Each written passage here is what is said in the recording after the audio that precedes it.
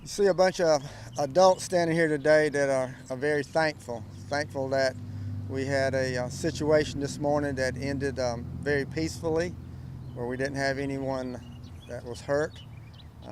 Probably one of the scariest calls that we could get in law enforcement and as a school district is that a school bus has been hijacked with kids on it with someone with a gun. And that's what we had this morning. I will start off by saying all the kids are safe. The bus driver's safe. The bad guy has been apprehended, so there's not any threats anymore. This investigation is now getting into the investigative stage. Initially it was in a recovery and arrest stage. Started early this morning around 7 o'clock on Fort Jackson, where a Fort Jackson trainee dressed in PT clothes, armed with a rifle from Fort Jackson, ran off post and escaped. Initial call that we got was with someone on I-77 that was flagging cars down, trying to get in cars. That was the initial call that came to us.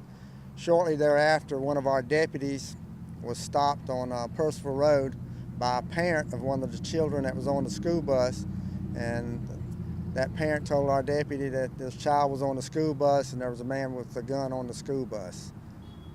What we've been able to discover at this point is after the trainee left Fort Jackson, did not get picked up on the interstate, was on Percival Road at a bus stop.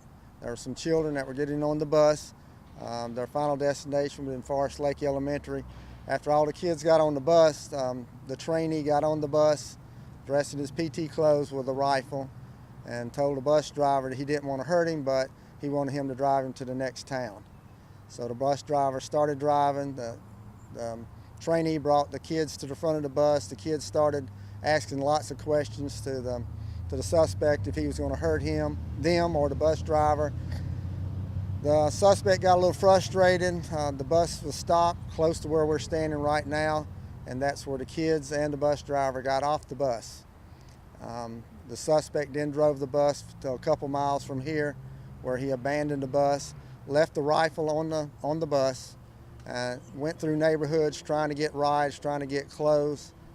At Percival and I-77, where deputies spotted him and civilians spotted him, at that point he was arrested without incident. So he is under arrest at this time. He'll be charged with multiple counts of kidnapping and whatever charges that we can put on him. Very scary situation this morning. What you saw was a joint effort by the Richland County Sheriff's Department, Columbia Police Department, South Carolina Highway Patrol. We all had officers that responded, surrounded this area, moved very quickly. Richland School District was working with us also, providing us information. I'm going to let the chairman of the school board and also the superintendent talk in just a minute. A couple things that we have going on right now is addressing the needs of the kids that was on that bus. You can just imagine they were scared to death, along with that bus driver. I will give the bus driver credit. He kept his cool. He didn't overreact. He didn't get excited. He kept his cool enough that kept the situation calm. And I will tell you, his main concern was the safety of those kids, and he did his job. So the subject has been apprehended. We're going to address his charges. We're working with the authorities at Fort Jackson now to determine some more about this individual. They do know he was a trainee. I think he's in his third week at Fort Jackson. But again, just very, very scary situation that, fortunately for everybody, turned out well. The kids are safe physically. Now we just have to address them psychologically and mentally. So, Chief Holbrook was out here. You'll see both of us are not in our regular clothes. We were both working out in the gym and exercising when we got the call and responded. But again, it's just a joint effort. It shows what we can do in teamwork when agencies come together. The city, county lines, it didn't matter this morning. The main concern was rescuing these kids and get them safely. So we've done that. James Manning, the school board chairman, would like to address it. Thank you, Sheriff. First and foremost, on behalf of the school board, we are so happy that the students and the staff are safe.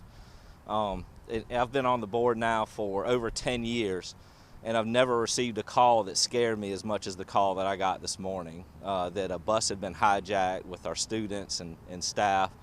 So we're very happy that they're safe. I appreciate the fast response and the cooperation that we have from the Sheriff's Department, City of Columbia, the school district. Unfortunately, we have practiced for crises, and that practice came in to play where the lines of communication and the cooperation and the protocols were in place to have this be corrected very quickly.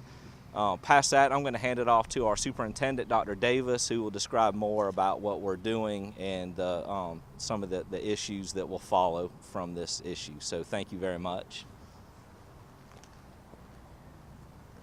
I want to first start off by saying that I think it's more than appropriate to host this press conference on this grounds in this location. If you know, I'm definitely a man of faith, a leader of faith, and I'm so grateful and thankful for our Creator's grace and mercy for our family in Richland School District 2. This incident could have ended very tragically. And so we're so fortunate that we had the intervention of our Sheriff's Department and our City Police Department working in unison to ensure that our students were safe and secure, as well as our employees. Our staff, upon learning of the incident this morning, we immediately deployed our counseling services to the location that the students were arriving at, Forest Lake Elementary School. We also notified and began the process of reaching out to our parents immediately to notify them of that. But we wanted to ensure once we learned and all students were accounted for and all students were physically safe, we wanted to immediately begin our social emotional wellness protocol, which is ensuring that our students were receiving support, counseling support immediately upon arriving to school. I personally participated in that myself to provide an opportunity for our students to begin the process of healing as they are dealing with a traumatic event. We will continue to provide counseling services for those students and those families, as well as our employees, as we will also continue to cooperate with local law enforcement, the Sheriff's Department, in their efforts to investigate this incident thoroughly and continue to be a partner in our community, ensure that our students are always safe and our employees are always safe and that our community is safe. I have never been as scared as in my life upon receiving that call. A father of 3 daughters, myself, and children who attend schools in our district. Every child is a precious child to all of us, and it was one of the most scariest phone calls. So many emotions that I had, that we all have had, and I'm just so thankful that our kids are able to, we are able to have the opportunity to help them recover from this incident. Thank you all. Questions? Sheriff, how long did this take and last from when he hijacked the bus to when you apprehended him? Probably an hour, maybe a total of an hour. Things moved very quickly. We were able to flood this area with lots of police officers and deputies very quickly. Once the call went out, Columbia Police Department responded, the Highway Patrol responded. We had deputies that were here, so we had the area surrounded very quickly. We located a bus.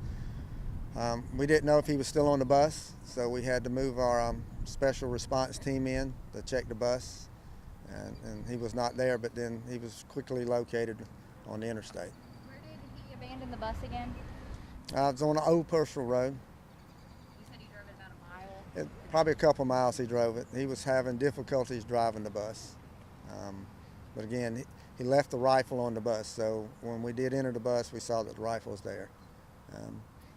Again, I think it's significant that we're here in the church parking lot.